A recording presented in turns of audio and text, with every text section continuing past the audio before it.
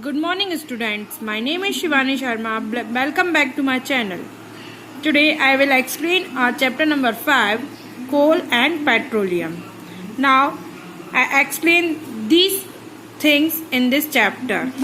To understand the natural resources, fossil fuels, coal, petroleum, natural gases, conversion of fossil fuel and energy, harmful effect of excessive uses of fossil fuel. Now we know that we are use of various material for our basic needs such as air, water, soil and minerals. Since all these are obtained from our nature, they are called natural resources. A natural resources is an important features of the earth that allow the extensive of life and satisfies the needs of living organism. Natural resources वो कहलाता है जो हमें nature से प्राप्त होता है, जैसे वाटर हो गया, एयर, सॉइल, मिनरल्स, ये सारी कहाँ हमें बेसिक नीड्स जो भी हैं हमारी, वो हमें सारी नेचर से मिलती हैं. With the progress in science, minerals resources have become part of modern living. Minerals fuel including coal, oil and natural gases are used to provide heat, light and generated power. Minerals also provide raw materials for finished good and such car, refrigerator and machines. Many industries like fishing, mining, hunting, agriculture and forestry revolves around a sensible use of natural resources. जो हमें प्रकृति के द्वारा प्राप्त होती हैं generally वो ही क्या कहलाती हैं, नेचुरल रिसोर्सेज कहलाती हैं. Now second topic is to understand the natural resources in a light of ability of various resources in the nature. Natural resources can be broadly classified in two types: renewable and natural resources or non-renewable natural resources. Now I explain our renewable resources and non-renewable resources. Renewable natural resources क्या कहलाते हैं, inexhaustible कहलाते हैं, और ये exhaustible कहलाते हैं.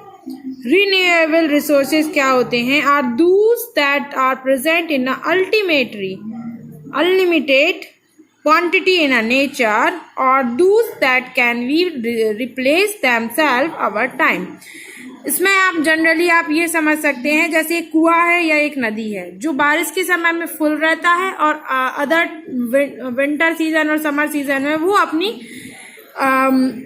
Used के हिसाब से वो कम भी हो जाता है, ज़्यादा भी हो सकता है. तो ये क्या है, एक नेचुरल तो है बट रिन्यूएबल है, फिर भरता है फिर खाली हो जाता है, फिर भरता है फिर खाली हो जाता है. तो ये नेचुरल की तो है बट रिन्यूएबल है, ये इस पैरा में बताया है. Now, non-renewable natural resources. Non-renewable resources are those that are limited in nature. जो क्या है, एक लिमिट में ही नेचर से मिलता है, और ये क्या है, एक अनलिमिटेड नेचुरल है. ठीक है, okay. Can not be replace them, ये क्या होता है, रिप्लेस नहीं हो सकता है. They can be exhausted by human activities as they limited.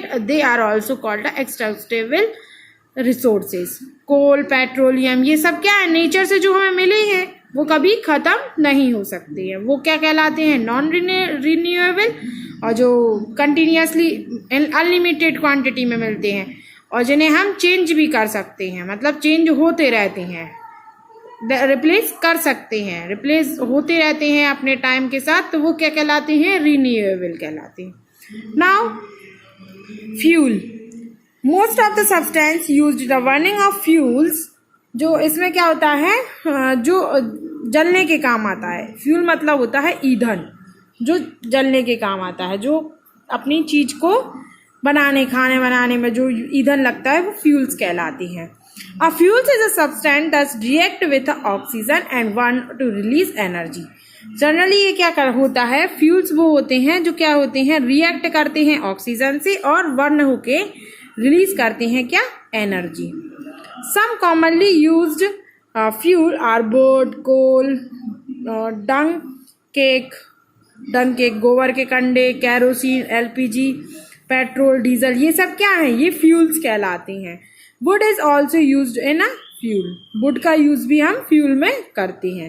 We use a fuel for a cooking, heating and automobiles and for a generation of electricity. Electricity को generate करने में भी फ्यूल का यूज होता है।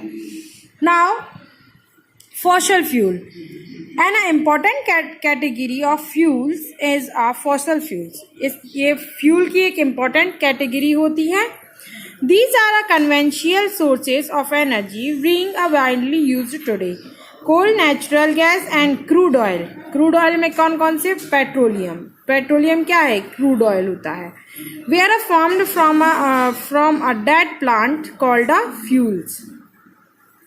And animals through a slow natural process that look millions of years, they are called fossil fuels. Coal, petroleum and natural gas इसके बहुत अच्छे एग्जाम्पल हुआ करते हैं। दे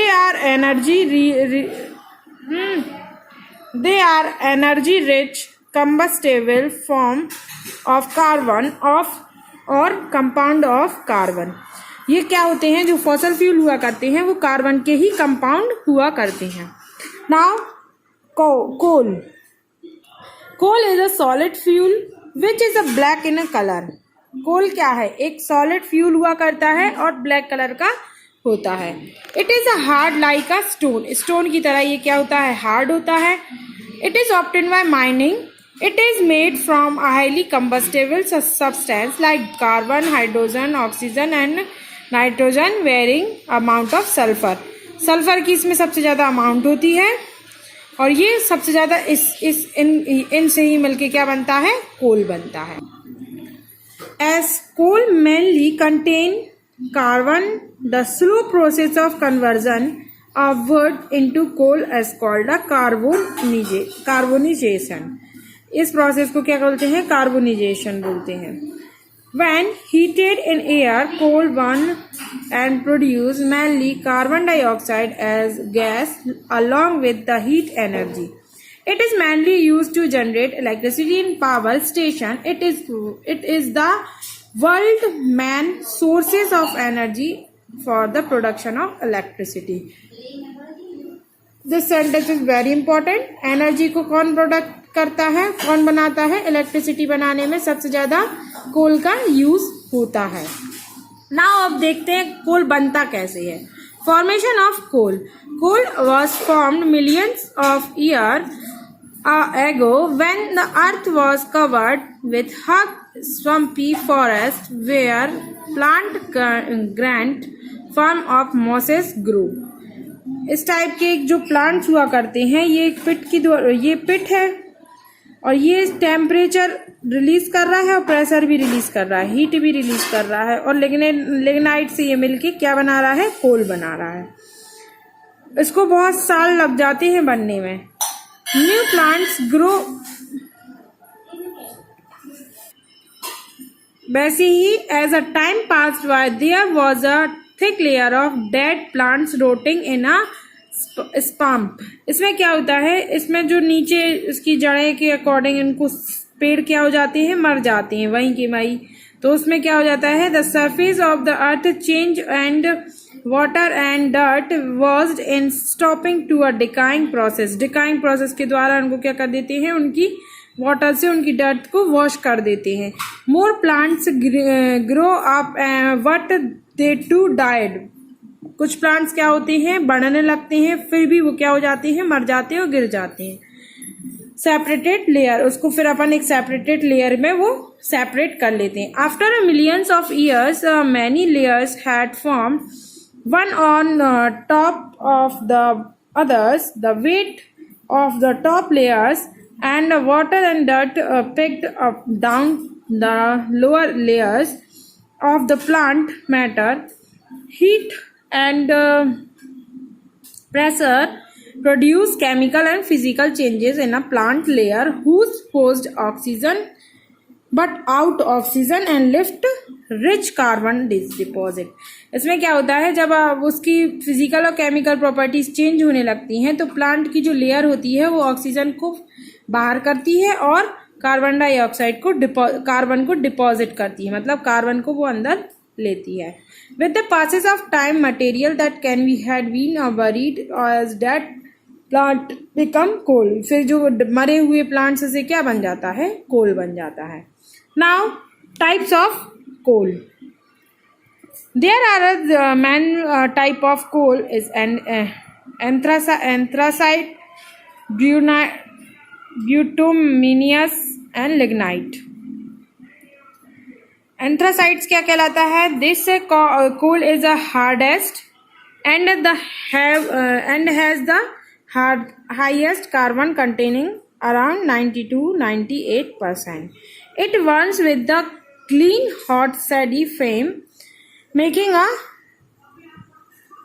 suitable for being an ideal household and industrial fuel. It is mainly used for heating. Heating में सबसे ज़्यादा इसको यूज़ किया जाता है। Bituminous क्या कहलाता है? This coal is about 65% carbon, the mainly used for power generation and for manufacture of other fuel, coke और फ्यूल बनाने में, जिसे हम अदर फ्यूल बनाने में करते हैं, जिसे हम क्या कहते हैं, Coke. Now lignite, this coal has 35% carbon. It considered as a soft coal, mainly used for a power generation, while the more combustible than peat. It still has a more moisture and less carbon that are great coal. Now, destructive distillation of coal. Destructive distillation of coal is carried out via heating coal strongly of 1000 degrees centigrade in the absence of air. Some of the product obtained via destructive distillation of coal are coke, coal tar and coal gases. Destructive distillation के द्वारा हमें कौन से कोल मिलते हैं, एक Coke मिलता है, एक कोल तार मिलता है and coal gases. Now coke, it is a tough porous and black substance. It is almost a pure form of carbon containing 90%. 90% carbon होता है इसमें कोक में. Coke is used to manufacture of steel and as extraction of many metals. ये यहाँ ये बनता है Coke और यहाँ से कोक बाहर निकल जाता है. Coal tar, it is a black thick liquid. Coal tar जो होता है ये कोल तार जो ब्लैक और बहुत ज़्यादा थिक लेयर में लिक्विड होता है. अनप्लीजेंट स्मेल होती है जिसकी. It is a complex liquid mixture of several carbon compounds. Product obtained from coal tar are used to starting materials from manufacture various substances used in everyday life in industries like synthetic dyes, drug, explosive, perfumes, plastic, plants, paints, photographic material and roofing materials. इन सब को बनाने में कोल तार का use करते हैं. Coal gases, it is a mixture of hydrogen, methane and carbon monoxide and other gases. Coal gases में hydrogen, methane, carbon monoxide and other gases का मिक्सचर होता है. It was earlier used for a domestic cooking of lighting but is not much used now. इसका ज़्यादा use नहीं होता है. It is presently used for fuel is some industries located near and coal processing plant. Coal processing में ही इसको industry में use किया जाता है. Now uses of coal. Coal has many important uses worldwide. The most significant uses of electricity. कोल का generally हमने अभी तक पढ़ा है इलेक्ट्रिसिटी जनरेशन में ही सबसे ज़्यादा यूज होता है. And steel production, cement manufacture में लिक्विड फ्यूल का यूज होता है. एज अ लिक्विड फ्यूल इसका यूज होता है. Different type of coal have a different uses. जैसा जैसा कोल होगा, जैसे जिस टाइप का कोल होगा उसका उस टाइप से यूज होगा. Steam coal also known as a thermal coal. Steam coal को क्या स्टीम कोल को थर्मल कोल बोला जाता है. Is mainly used in a power generation. इसका यूज भी कहाँ होता है? पावर जनरेशन में यूज होता है. Cooking coal also knows a metallurgical coal कहा जाता है. It is mainly of steel production में इसका यूज होता है. Other important usages of coal including alumina refineries, paper manufacturers and chemical and pharmaceutical industries.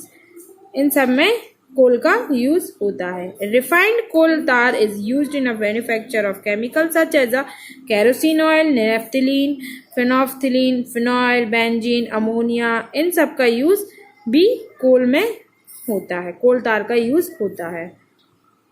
Ammonia gas recovered from a coke oven is used to manufacture ammonia, salt, nitric acid and agriculture fertilizer बनाने में use होता है. Now, in this exercise, you will done your book and send me pic. Now, petroleum. Petroleum और mineral oil is a found breath of layer of rocks. Rocks की जो layers होती हैं वो क्या कहलाती हैं? पेट्रोलियम कहलाती हैं. The word petroleum is derived from the Latin words of petra means rock and oleum means oil. It is a fossil fuel formed from animal and plant matter in the sea and ocean. Petroleum is also called a crude oil. It is a mixture of various hydrocarbon compounds made of carbon and hydrogen. Crude oil is a dark color, thick and fuel smelling inflammable liquids and generally use of grease, run cars, truck, aircraft, ship and other vehicles. Now, formation of petroleum. Petroleum was a form of organism living in a sea and oceans. As these organisms died, their bodies still at the bottom of seas and got covered by a layer and sand, mud and spit of clay. Over millions years, a substance, absence of air, high temperature and high pressure transform in a dead organism into a crude oil. जो समुद्र में जो जीव जंतु मर जाते हैं वो बॉटम में उसमें रह जाते हैं तो उसमें उनकी एक लेयर बन जाती है जिन्हें हम काय से कवर करते हैं? सैंड से, मड, स्टिल, क्रेन से सब कवर कर देते हैं. फिर उन्हें बहुत सालों बाद उनमें ना एयर जाता है ना हाई टेम्परेचर और हाई प्रेशर पर वो डेड बॉडी जो होती हैं वो क्रूड ऑयल और पेट्रोलियम में कन्वर्ट हो जाती हैं और नेचुरल गैसेस भी निकलती हैं. The crude oil is trapped between a layer of the earth crust in the form of oil reservoirs from where it is extracted. Now, extraction of petroleum. To extract petroleum, a survey of carried out to located the oil reservoirs underwater. Petroleum is obtained via drilling hole into the earth crust. And the out first with a high temperature after a sum of petrol comes out of itself. As the temperature decreases, the oil has to be pumped out of the valves. Now, refining of petroleum. The petroleum that are extracted from the oil well cannot be used directly. It in the form of petroleum is complex mixture of several hydrocarbons like petroleum gas, petrol, diesel, lubricating oil, wax, which have a different boiling points. इन सब के क्या होते हैं? different boiling points होते हैं. It also has been unpleasant smell. It has been first separated into a two useful convention. In this diagram oil well समझाया है इनने. ये दो बेल लगी हुई हैं. ये इम्परवियस रॉक ये है. ये यहाँ बहुत सारी गैस है. ये क्रूड ऑयल बन गया है इधर. ये वाटर है और ये रिसर्वियर रॉक है. The process of separation crude oil into a unusable component is known as a refining of petroleum, and the several components obtained are called a fraction. This is done via oil refineries. In this process, petroleum is heated at 400 degrees centigrade and introduced in a fractional column. इस column में petroleum को बनाया जाता है. देखो इसमें क्या क्या है. यहाँ से पेट्रोलियम गैस निकल रही है. ये ग्लिसरॉल और नेफ्था इसमें से गैस वो भी निकल रही है. लाइट ऑयल निकल रहा है. ये हैवी ऑयल निकल रहा है. यहाँ से रेसिड्यू निकल रहा है. सबसे पहले इन्होंने क्या किया, पेट्रोलियम को यहाँ से सप्लाई किया. इसको फ्यूम्स के थ्रू इसको 400 डिग्री सेंटीग्रेड पे गर्म किया टेम्परेचर पर. फिर इसको क्या किया, ये एक नए पार्ट में यहाँ से ये कैरोसिन निकल गया. ये फ्रैक्शनल टावर लगा. टावर में फ्रैक्शनल डिस्टिलेशन ऑफ पेट्रोलियम का फ्रैक्शनल डिस्टिलेशन करके petroleum gas, glycerol, naphtha, light oil, heavy oil, residue ये सारे ने निकाले हैं. The hydrocarbon with a 1 to 1,4 carbon atoms, which are gases, do not condense and escape from the top of the column. This process is called a fractional distillation. The main product obtained from a shown in the given pictures. In इस picture में उन्हें जो ये सारे product मिल रहा है वो बताए हैं. Now natural gases. Natural gases are also another fossil fuel found along with petroleum. Its process of formation is similar to that of petroleum. Natural gas is mainly made of methane. Methane से बनती हैं सारी natural gases. A small amount of other hydrocarbons और छोटी सी amount काय की होती है, हाइड्रोकार्बन की होती है. When oil well dialed, natural gases come out through the rock first with a great pressure. Natural gas is the cheapest glacial fuel होता है, सबसे ज़्यादा सस्ता होता है. पेट्रोल पंप पे जो मिलती है नेचुरल गैस वो होती है CNG. तो CNG पंप के थ्रू इसको हम नेचुरल गैस में आती है. Natural gas is compressed under higher temperature, higher pressure to form of CNG, compressed natural gas, which is used as an ideal automobile fuel inside of a petrol and diesel. Diesel और petrol के form में हमें natural gas दिखने मिलती है. In India, natural gas well have a reserve in Rajasthan, Gujarat, Maharashtra, Tripura and Krishna Godavari delta. यहाँ सब से नेचुरल गैस हमें मिलती है. Uses of natural gases. The use of natural gas are follow allow. CNG is used for a generation of electricity. CNG is also used in a non-polluting fuel and for vehicles. Natural gas used in a starting material for manufacture of number of chemical and fertilizers. Natural gas is used to produce heat and building, hot water in factories and other industrial processes. Natural gas is also used in the production of ammonia and hydrogen. Natural gas is used in the manufacture of steel, glass, plastic and other products. Now, petrochemicals. 99% of plastic is derived from oil and natural gases. Currently, most of the manufactured using a naphtha feedstock, which in itself is a product of the oil refining process. Now, in a petrochemical plants, a so-called monomer are then collected to form a hug molecules containing 1,000 of carbon atoms. These are called a polymer. They can be produced in a variety of forms: powder, granules, flux, and paste or liquids. These polymers are later transformed into a plastic items using different processes of extracting and roto modeling and blow modeling. Now, in this exercise, you will complete your book and send me back. Now, conversion of fossil fuel and energy. ये chapter का main point था.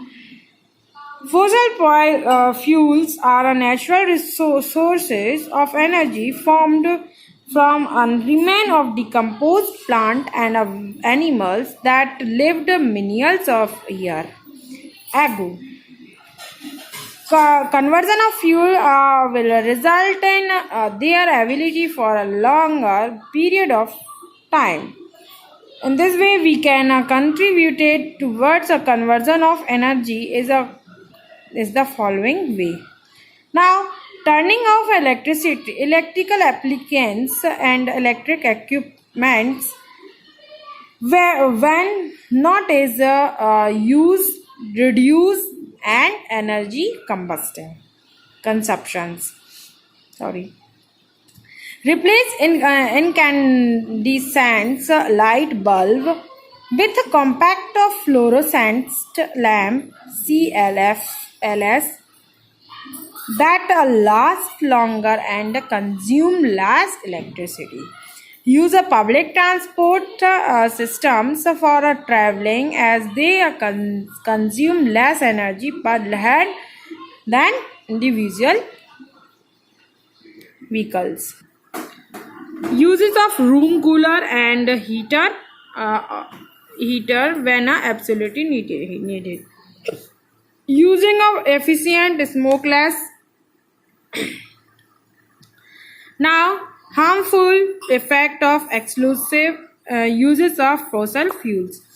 The development of technology and the consequent rise in energy combustion have affected the environment in the following way.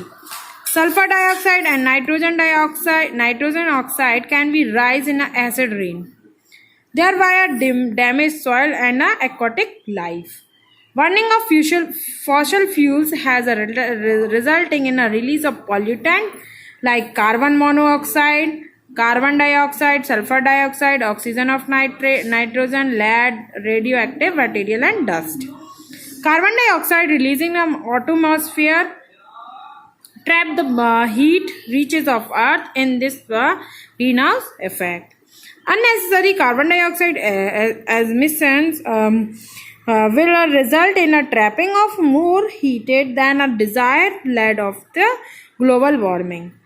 Using of a refrigerator and demurrants and which emit of CFC can affect it for a ozone layer which protect as a form of ultraviolet radiation. This is very effective, is important. जो refrigerator और से जो CFC gas निकलती है, chlorofluorocarbon जो निकलता है, वो सबसे ज़्यादा ओजोन लेयर को इफेक्ट करता है, जो कि हमें प्रोटेक्ट किए है अल्ट्रावायलेट रेडिएशन से. Thank you.